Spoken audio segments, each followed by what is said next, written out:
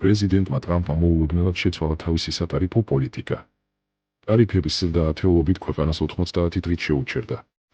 ძალაში დარჩა მხოლოდ 10%-იანი ტარიფები. თუმცა ტრამპმა ჩინეთს 25%-იანი ტარიფი დააწესა. აშ ჩინეთის სავაჭრო ომის ესკალაცია ბაზრებზე გაურკვევლობას იწვევს. ამერიკის საფონდო ბირჟები კლებას განაგრძობს. ტრამპი კი ოპტიმიზმს მოუწოდებს.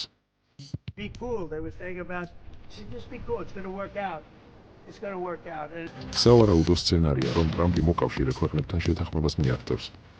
მაგრამ სანამ მოლაპარაკებები გრძელდება, ბაზრებზე გაურკვევლობა გამოიწვევს საფონდო ინდექსების ცვალებადობას. მსოფლიო ვაჭრობაც შემცირდება თამაშის მკაფიო წესების არარსებობის გამო. ჩინეთი წარმოების კრიზისის წინაშე დგას.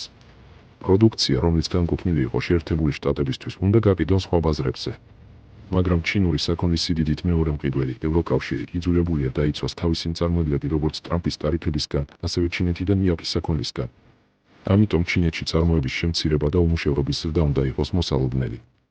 ჩინეთის მთავრობა შეასუსტებს იუანს, რაც უარყოფითად იმოქმედებს სამომხმარებლო მოთხოვნაზე ჩინეთის შიდა ბაზარზე. ჩინეთის ეკონომიკური პრობლემები და ნავთობის ფასების მუდმივი ვარდნა დიდ დარტყმას მიაყენებს ჩინეთის მოკავშირეებს რუსეთსა და ირანს.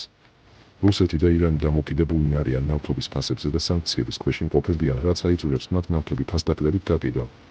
დონალდ ტრამპმა კოზირები მოიპოვა რუსეთთან და ირანთან უკრაინაში ომის დასრულებასა და ირანის ბირთვულ პროგრამაზე შეთანხმების დადების შესახებ მოლაპარაკებებში, რა ტაქტიკას აირჩევს სი ძინპინი შეერთებულ შტატებთან გლობალურ ბრძოლაში. ამერიკელი პოლიტიკური ანალიტიკოსები სი ძინპინს სტალინს ადარებენ მისი მკაცრი პოლიტიკის გამო. სი ძინპინმა უარყოფენ სიაოპინის პოლიტიკა და 2012 წელს გამოაცხადა ახალი ერა.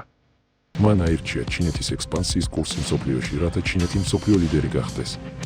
ჩინეთმა ვერ მიაღწია მსოფლიოში ლიდერობას ეკონომიკური ბერკეტების გამოყენებით. გადაწყვეტს თუ არა ჩინელი სტალინის შეერთებულ შტატებთან სამხედრო კონფლიქტს. მოიწონეთ ვიდეო და გამოიწერეთ არხი.